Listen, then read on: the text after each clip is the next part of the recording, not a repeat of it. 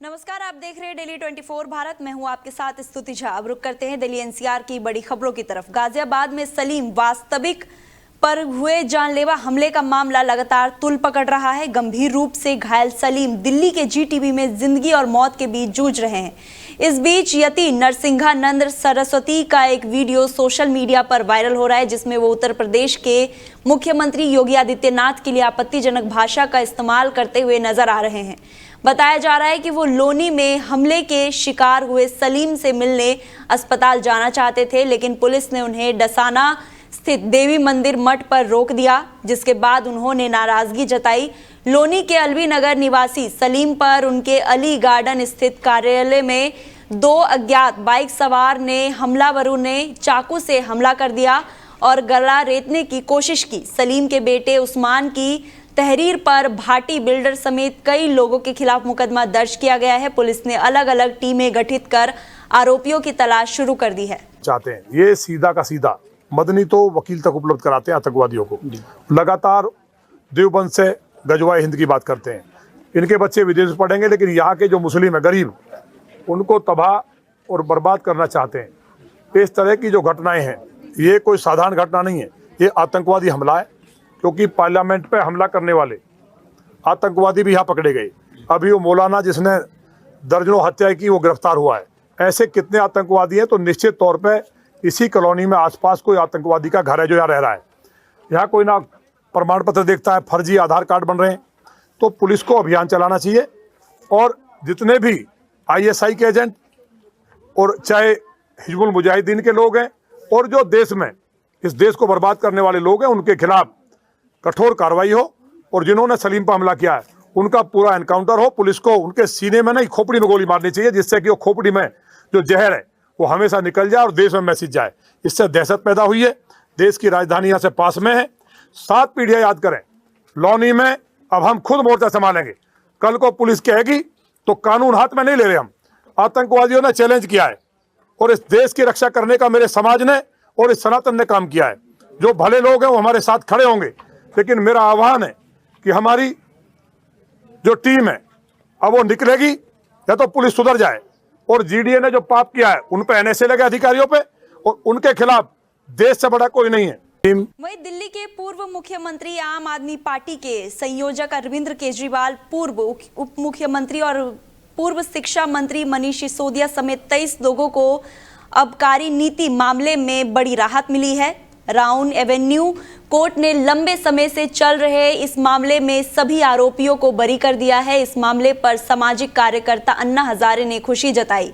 उन्होंने कहा कि देश अपनी न्यायिक और सुरक्षा प्रणालियों की ताकत पर चलता है। उन्होंने बताया कि पहले किए गए बयानों को कोर्ट के फैसले से जोड़कर नहीं देखा जाना चाहिए। अन्ना हजारे ने अरविंद केजरीवाल को भी सलाह दी कि वो मनीष सिसोदिया समाज और देश की भलाई के लिए कार्य करते रहे। अन्ना ने कहा कि हमें अपने लिए नहीं बल्कि देश के लिए सोचना चाहिए और देश की आज़ादी के लिए हुई कुर्बानियों को भी नहीं भूलनी चाहिए। अन्ना हजारे ने कोर्ट के फैसले का सम्मान करते हुए कहा कि न्याय ने साफ किया कि अरविंद केजरीवाल दोषी नहीं है। हमारा देश न्याय व्यवस्था के आधार पर चला है। न्याय व्यवस्था ये सर्वोच्च व्यवस्था पे इतना बड़ा देश है, पक्ष पार्टी जाति पाति धर्म इतना बड़ा देश है, फिर भी सही सलामत चल रहा है। इसका कारण न्याय व्यवस्था है।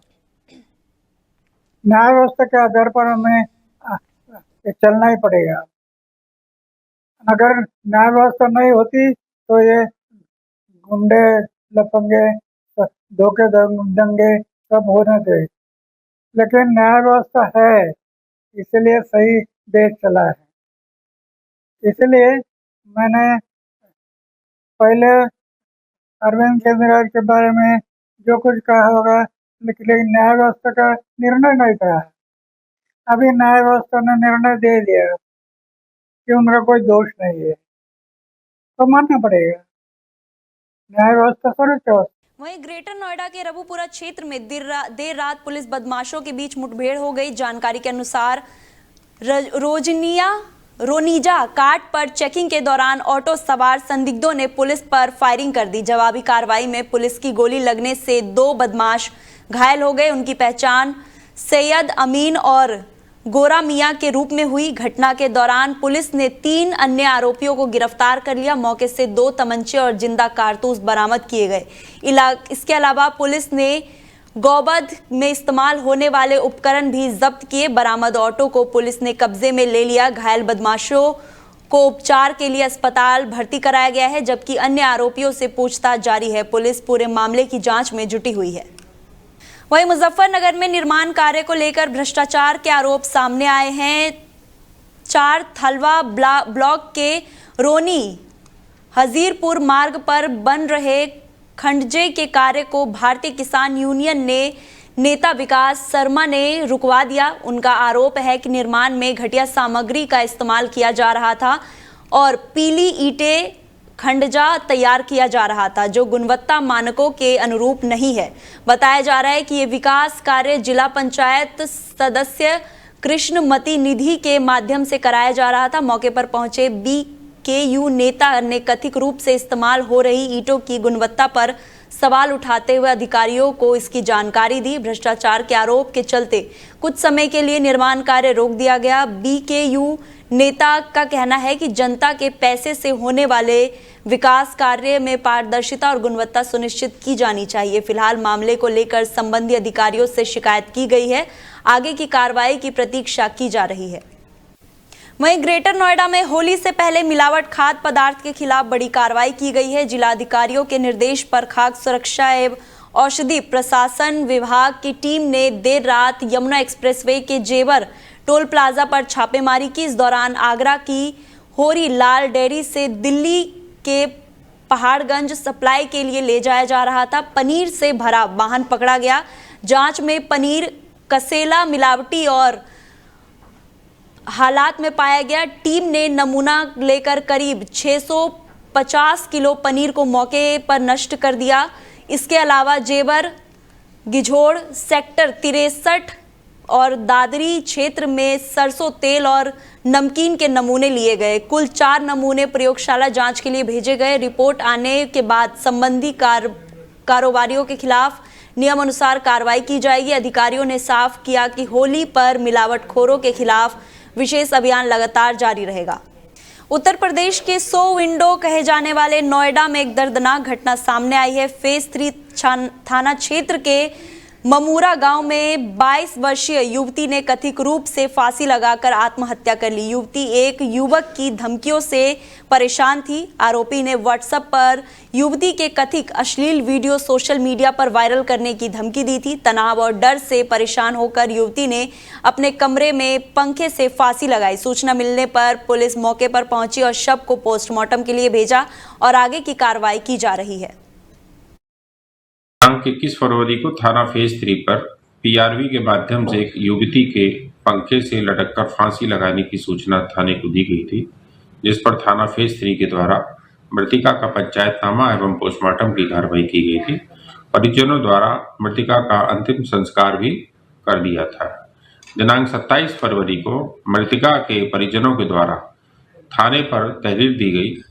तहरीर के आधार पर थाना फेज 3 पर मुकदमा अपराध संख्या 90/2026 धारा 108 BNS की सुसंगत धाराओं में 3 लोगों के विरुद्ध अभियोग पंजीकृत किया गया तथा अभियोग पंजीकरण के पश्चात विवेचना के क्रम में एक अभियुक्त 81 को गिरफ्तार किया जा चुका है। विवेचना जारी है। अन्य नामित अभियुक्तों की भी साक्ष्य के आधार पर। वहीं नोएडा में एक बड़ा साइबर ठगी गिरोह पकड़ा गया है। सेक्टर 126 थाना पुलिस ने विदेश में नौकरी दिलवाने के नाम पर ठगी करने वाले गिरोह के 2 शातिर सदस्यों को गिरफ्तार किया है। जानकारी के अनुसार पुलिस लैपटॉप से विदेशी कंपनियों के नाम पर आकर्षण फर्जी जॉब विज्ञापन तैयार करने वाले गिरोह को पकड़ा है।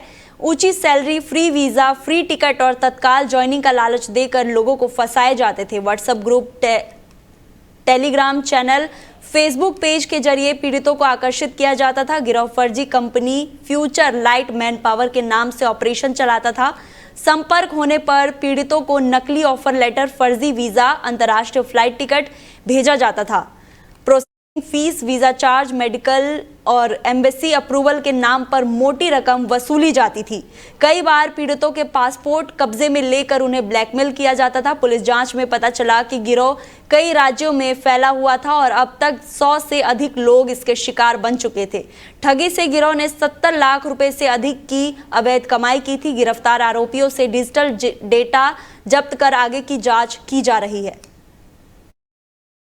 ग्रेट गौतम बुद्ध नगर में पुलिस आयुक्त महोदया के निर्देशन में और DIG LO sir, DCP sir के निकट पर्यवेक्षण में आज एसीपी फर्स्ट एवं एसएचओ 126 एवं उनकी टीम के द्वारा 2 अभियुक्त गणों को गिरफ्तार किया गया है, जो कि विदेशों में नौकरी भेजने के नाम पर लोगों से ठगी करते थे और बहुत सारे लोगों जो थे उनका शिकार बनाकर आज उनको कल दिनांक 27 तारीख को रात्रि 11:30 बजे डीएमआई टी पॉइंट निकट सुपरनोवा बिल्डिंग गिरफ्तार किया गया है और अभियुक्त गणों के कब्जे से 1 लैपटॉप, 4 मोबाइल फोन और 73,000 रुपए बरामद किए गए हैं। साथ ही साथ उनके कब्जे से कुछ नकली वीजा और अन्य फोर्ज डॉक्यूमेंट भी बरामद किए गए हैं। ये प्राप्त हुई है, वो फर्जी टिकट, फर्जी वीजा वगैरह तैयार करते थे और उन्होंने एक कंपनी बनाई थी जिसका नाम फ्यूचर लाइट मैन पावर के नाम से कंपनी बना रखी थी और जिसके माध्यम से वो लोगों को झांसा देते थे और बेसिकली ये गल्फ कंट्रीज में और अन्य देशों में लोगों को भेजने के नाम पर, नौकरी दिलाने के नाम पर ठगी किया करते थे। अब तक कितने ठगी कर चुके हो? ये अभी विवेचना का विषय है, लेकिन लगातार इनका आपराधिक इतिहास भी है। महाराजगंज से भी इनके द्वारा ठगी की गई है, जिसके संबंध में वहां पर भी अभियोग पंजीकृत है और अभी विवेचना इस संबंध में प्रचलित है और बाकी और भी जो शिकायतकर्ता उनसे भी बातचीत की जाएगी विवेचना के क्रम में।